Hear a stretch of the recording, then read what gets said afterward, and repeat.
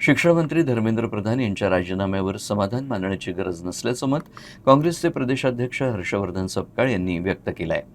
गेल्या 10 वर्षात 152 वेळा पेपर लीक झाल्याचा गंभीर आरोप त्यांनी केला आहे.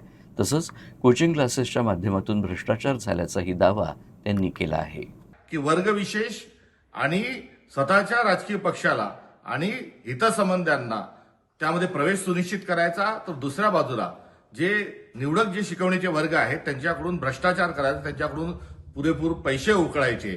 एकंदरीत नीट्सच्या एक्झामिनसाठी पालक जेवढा खर्च करतो तो भारत सरकारच्या 5 विभागांनी एवढं मोठं बजेट या संपूर्ण नीट एक्झामिनेशनचं असतं. यातला भ्रष्टाचाराचा मोठा पैसा एकीकडे धर्मेंद्र प्रधानांना मिळाला, तर स्वतःच्या जवळचे विचारांचे आणि वर्गविशेषची मुलं त्यामध्ये त्यांनी प्रवेश मिळवून दिलेला आहे. त्यामुळे हे रॅकेट या वर्षीच्या 71व्या वेळा नीटचा पेपर फुटल्या एवढं हे प्रकरण नाही.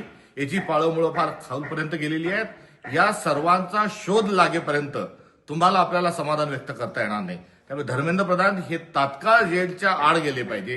यांना ताबडतोब शासन झालं पाहिजे, कठोरात कठोर शिक्षा झाली पाहिजे आणि या संपूर्ण स्कॅन्डलचा पर्दाफाश होत असताना सर्व संबंधितांना कठोरात कठोर शिक्षा झाली पाहिजे.